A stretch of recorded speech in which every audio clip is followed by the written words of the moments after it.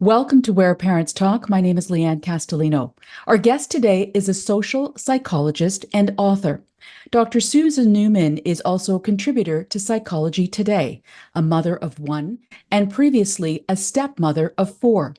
Dr. Newman is a leading expert on parenting only children, and she joins us today from New York. Thank you so much for taking the time. Happy to be here. Let's start, if we could, with your current assessment of how society views parents of single children. Completely differently than they did 10 years ago, 20 years ago, and 30 years ago. At that point, even when I had my son, they said, you can't do that to your child. Your child has to have a sibling. And that has totally changed. At this point in time in 2024, we've moved to acceptance of the only child family. More and more people want an only child for assorted reasons. Um, Only child families are not looked down upon. You're not, if you have one child, you are in fact a family. Um, and that is different from you have to have a boy and you have to have a girl and live in a house with a white picket fence, because that's not reality anymore. So, what then are the key contributing factors to this transition and shift? The transition comes from a host of factors. One being more and more women are working. I think 70% of women who have children are working now. Before that, they're staying in school longer. Hence, women are starting their families much later, much, much later. It used to be 21, and now it's mid 30s, late 30s into 40s and late 40s, which is quite astounding, a shift. And as a result of that, a lot of women hit a fertility wall. And infertility is a huge mountain to climb for a lot of women. It's very expensive. So those are partial factors. Then there's the cost of raising children, which has skyrocketed. There is a complete breakdown of the childcare system, so that if you can find childcare, as one person just told me, I pay more in childcare than I do my monthly mortgage. I mean, that's how outrageous it's become. So those are the primary factors. And what kicked them into even higher gear was the pandemic. That brought a lot of people up short, worrying about job security. Um, so that was an issue. And then we have climate change. And many people I spoke with for this new book I'm working on about only children and parenting them, in the course of interviewing for this new book, climate change came up repeatedly. And people said things like, I'm not going to bring a baby into this world. Who knows, if we're going to have the resources. So while we think that's a light issue, it's a much bigger issue. And there was a Swedish study that was done around climate change, and the conclusion was the one thing you can do to help climate change is have one fewer child. So, I mean, those are the basic, pretty much the basic reason we've seen this huge swing from the two-child family to what I'm calling the new normal, which is the only child family. Certainly, lots of societal factors and other trends impacting the current reality. You've been at the forefront of this area of research since the 1980s. Is there something in particular, Dr. Newman, that has really surprised and struck you about these shifts and this transition? There were so many surprising things, but what struck me the most was people are no longer apologizing for having one child. People don't feel they have to defend their position anymore. Um, the one child family has become accepted. And the other big thing I found is that the one child family is becoming a dynasty. And it's not just a one off, one generation. Um, my favorite interview was a woman who is, there are four generations of only children in her family. And as she says, it's so good. Why mess it up? Why have another child? But the pattern has been with the people I've been talking to for the last 2 years that one child is the way to go. They also feel it preserves their relationship with their partner or a spouse or a significant other, whatever you want to call that person. They focus on preserving their marriage, and children are hard. Raising kids is not easy, and Pew Research pointed that out in one of their studies. And I was kind of surprised by that. I never thought about it as hard. You kind of think about it as, oh, this is unending.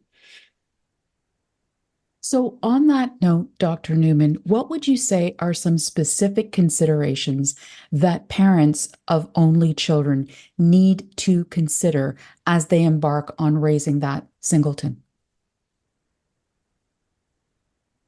Well, I think they have to consider not focusing all their attention on that child, not making that child the center of attention, putting boundaries in place, giving that child responsibilities and chores.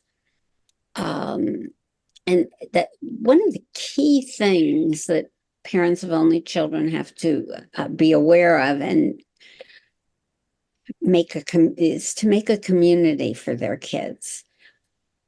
Be sure their children have friends. You asked me about surprising. This was surprising. A number of people call their good friends, a lot of whom they've had for years and years and years, sisters and brothers. And one little girl called her dog her brother. Oh, you got me a brother when she got the dog. But having confidants and peers who, people worry when they don't have a second child that they're not teaching their child skills, important skills that people used to think you could only get from siblings, like sharing and being a good loser and those kinds of things, being respectful and empathetic. You learn all that when you're out in daycare, kindergarten, school. So, siblings are not essential. What's essential is that parents raise their children. And parents, we talk about siblings, but it's really parents who are the key teachers. And you get siblings from ensconcing your child out in the world and not putting that child on a pedestal. On that note, it would seem to be a large challenge to intentionally prevent that child from being the center of attention if he or she is an only child. So what tips and strategies can you share, especially in the world we currently live in, and this has been going on for the last several years, of helicopter parenting, of overprotecting when it comes to parenting, of trying to shield kids, from an outside world that is increasingly volatile and unpredictable. And now you've got an only child, and in many cases, as a parent, you're it if that child is your only child. So what can you offer from that perspective? The biggest and mind you, easiest thing to do is pretend that you have four children. I'm pretty objective because I've done family both ways. And when I had my son, I said, okay, would I clear the table, his dishes? Would I, we're talking about an older child, um, would I make sure his every minute is occupied? I mean, that's a biggie for parents of only children. They really worry that their child's alone too much. And that is not, alone time's good. That's a plus because it teaches children how to be by themselves, which they are. As you grow up, you're more and more yourself, and you need to entertain yourself and be happy with yourself. So that alone time has many, many benefits. And that's definitely something you want to do. Give your child chores and expect them to be done. I mean, these all hinge on having more children in the house. Don't feel as if you have to be the perfect parent, that you have to do everything just right. And the point you made earlier is this culture we live in of competitive parenting is super harmful. Stay out of it. You're think of yourself, I'm good enough, and good enough is good enough. And your child will thank you for not hovering, making sure your child's homework is perfect. Kids learn from failure, and the tendency of only child parents is to step in and help out. And you think because you have one that you can turn that child into a star. And that's another point. I mean, and this is probably true of a lot of parents, but it comes up more with only child parents. You're trying to, you have this notion in your head, even when the baby's in the womb and kicks, you said, oh, it's going to be a football player. Or reacts to music. Aha, I have a violinist. You need to keep your expectations in check. And I might add, lower them, but follow your child's lead in what he wants or she wants to do, and not what you thought that was going to be the path your child would take. When you talk about ensuring that that child, the singleton, has a community of some kind, how would you suggest a parent?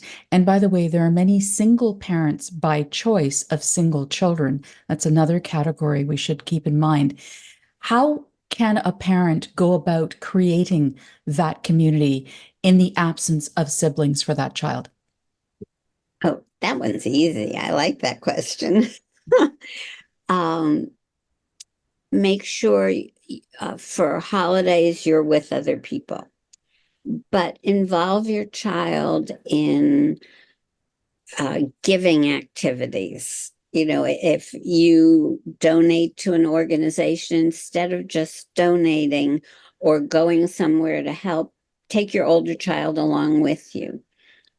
All these ways you can do it through your religious organization. There are groups for single mothers.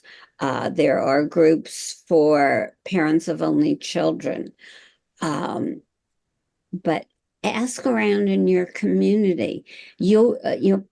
Parents parents build their children's worlds around their friends. So hook up with friends of yours who have children, and it doesn't matter if they have an only child or 3 children. I mean, a number of only children report they're visiting their friends who have siblings, and they come home and go, that was so hard. There's so much chaos in that house. I need to rest. Um, but expose them to kids in as many ways as possible. And they will, as they get older, build their own network. I mean, somebody told me that she's still friendly with her neighborhood gang. And the gang consisted of her and another little girl the same age. And they used to parole the street in their diapers. So, and that friendship lasted. They're now adults and they're still friendly. Um, these friends, think about who your friends are and your closest confidant and who you trust. It's not always a sibling.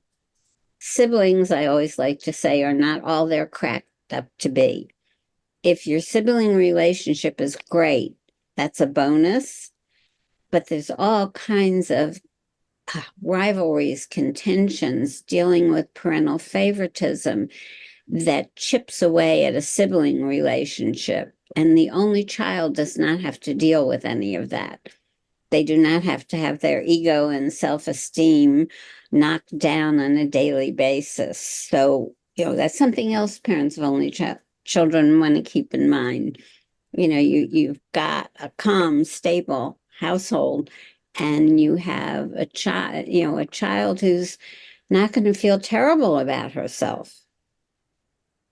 It's so interesting because as you're talking, I'm thinking about the fact that while single child families are gaining an acceptance, as you've outlined, it almost sounds like what is also increasing is the potential pitfalls that they could find themselves in with all the external noise that you've outlined as well. Is that an accurate assessment?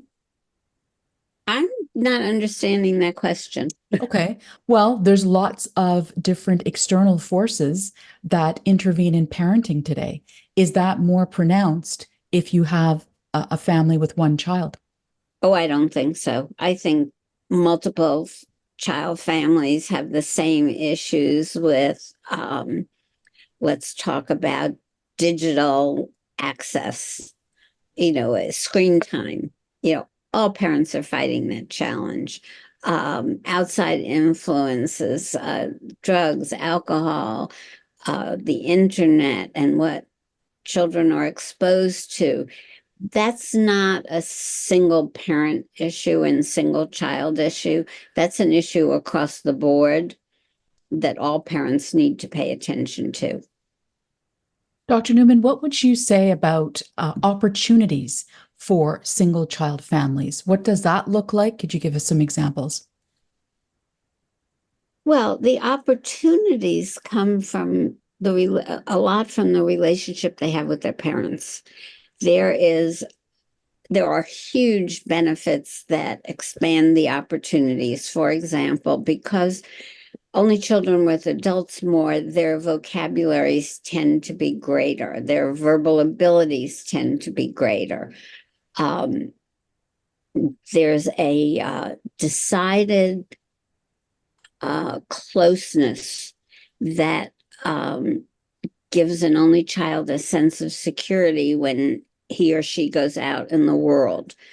And for only children as they get older and older and go into the workforce, they have a confidence, and it goes back to they haven't had their self-esteem chipped away at. And they're more likely to be a team player, even though you would think the opposite. Because, even as young children, they know their turn will always come. And if their parents are doing a good job, they don't need to be center stage. So they make excellent employees. That's interesting. Now, along that same line, in that same vein, what would you say are some common myths about single child families that we, should correct and address? Okay, the biggie is the stereotypes. I mean, the idea that only children are lonely, that they're selfish, that they're aggressive, that they're bossy, they don't care about other people, that they're essentially what China was calling decades ago little emperors. None of that has held up to the new science. In the 1896, I believe, a psychologist, G. Stanley Hall, called being an only child a disease in itself. Well, it's clearly not that. And, study after study, hundreds of them have proven him otherwise. So parents will say, my only child's not selfish. She's willing to share all the time. And they are not lonely. I mean, the reality is, how can you be lonely in this digital age? And if you look at the pandemic, all kids were locked up and had to rely on what we're doing back and forth. So it just, the myths haven't held up to scrutiny at all. And people in general are not even commenting on them. I mean, it's not something parents of only children have to worry about anymore. And what I've seen over the decades is that parents of one child have become intensely savvy about child rearing and about the fact that they have one child. They need to get that child socialized early and continue that. They understand that they're not raising a mini adult, that they don't want to take that child to adult restaurants where the courses go on forever, or concerts that are endless and way above their interest level. They realize that they need to keep their kid a kid. That's the biggie. Let's talk a little bit more about the pandemic and its impact on single child families. Presumably during lockdowns, et cetera, parents of single children, that was it. That family unit was it for that child. Then you get back into going to school again, and the social interaction and all the activities and things after, in many cases, pretty much a 2-year cutoff. What have you seen, or, through your research, have you been able to glean from the impact of that transition for single child families, and in particular, the singleton going back into the world? I think what I've seen is the adjustment has been difficult across the board. I did not see a marked difference between having one child or 3 children in the house. What I did see is that many parents after the pandemic are gun shy about having a second child. That was to me was the most obvious and biggest impact. And children adjust, no matter, they just could have go with the flow at some point, not all, because yes, we have increased depression and anxiety among teenagers from the pandemic, but essentially they bounce back. I think I didn't see a difference between one child or 2 or 3 in going back out. I mean, going back out was scary for everybody. Absolutely. Dr. Newman, what would you offer, or could you offer, as tips or strategies for a couple, let's say both of whom came from families with siblings, who now have intentionally chosen to have only one child? What would you suggest their starting point be in terms of laying a solid foundation for themselves as parents of this single child? Think of yourselves as far more important than having another child and a sibling in the house, because you, as I said earlier, are the best teachers. And just go forward. Don't worry about being a perfect parent. There's no such thing as a perfect parent. You may feel because you have one child, you need to do a better job, and you can do a more efficient job because you have more resources and more time. But that's not necessarily true. And I go back to my favorite is pretend you have 4 kids in that house, and how would you handle them? And be realistic, lower your expectations. Only children know that the pressure's on them, that they have the only report card coming home, or they're the only one on the little league team or the soccer team who's going to score points and make goals. So, that's important.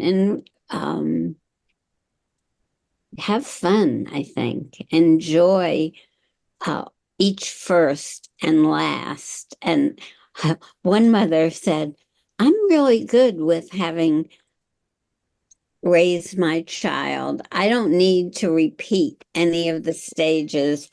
I stayed focused. I stayed absolutely focused on each stage and got really into it. And so I'm good with one.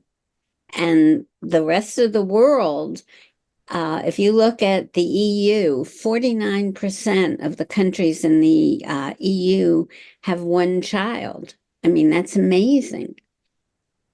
And, if we follow European countries, we're well on our way. A city like Seattle has 47% of families with one child. Major metropolitan areas, the number keeps growing and growing. So, the only child family is the fastest growing family unit, according to Gallup and Pew and all the other mega research companies. So, parents of only children should be rejoicing. They're in with the crowd. Dr. Newman, another aspect of your story that is really quite interesting, in addition to this area of study, is your lived experience and how you entered this whole world of single children. You were a stepmother of 4 first before becoming a mother of 1.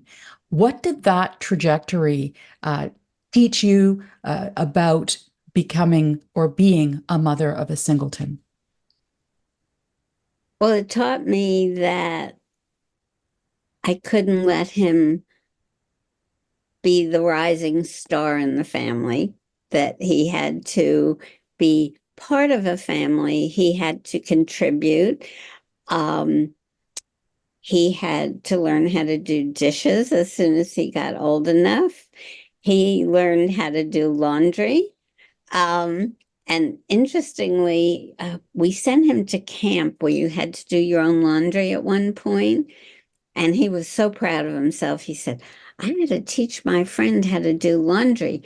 I don't know what's wrong with his mother. And that particular child had 2 other siblings, and none of those kids could do laundry. So your kids like that responsibility, even though they complain, they feel they're contributing to the family and they're proud of themselves when they can accomplish something. I also learned that I had to tell people not to bring something for my son every time they visited, that I don't like him looking down to see if everybody has a shopping bag when they visit. I put restraints on the grandparents in the gift department. So these were all things I learned. I was very big on sharing. And if there was one piece of cake left, I said, we're going to share that. Each person's going to get a third of that piece.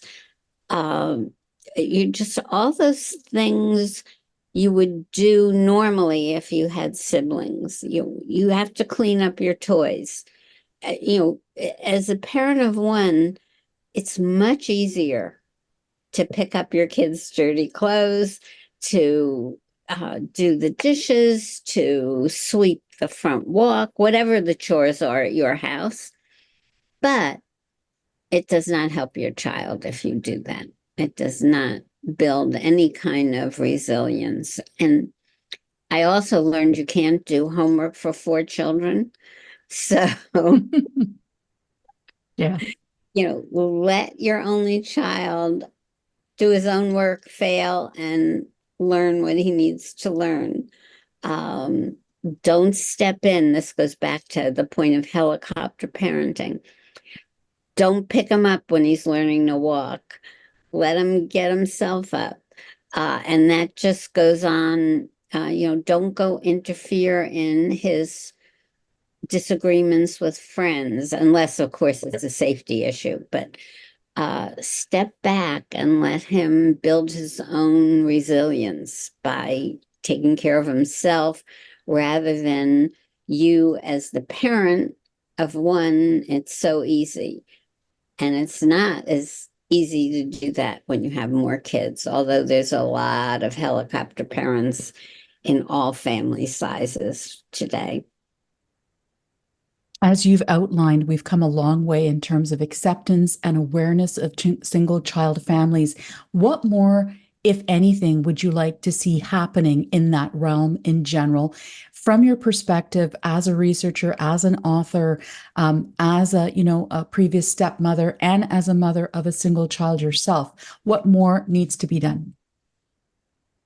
Well, there are a few stragglers who are still judgmental. We need to abandon those people.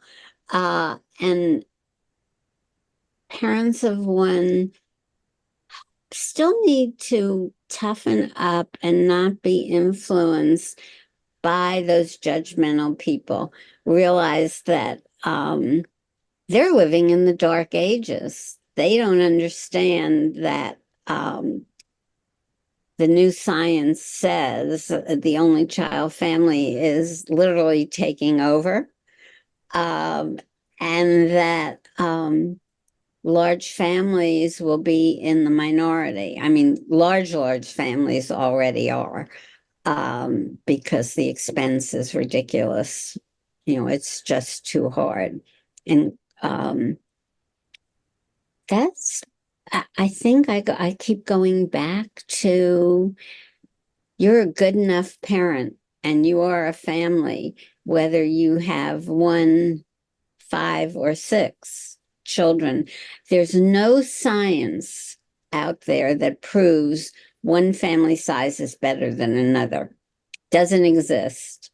You have to do what feels good to you, what makes you feel complete, and take care of yourself, because the best parents are parents who know what they want or explore what they want. They take care of themselves. They block out time for themselves.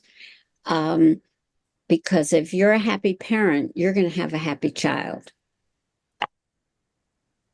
Lots of wonderful food for thought. Dr. Susan Newman, social psychologist, author.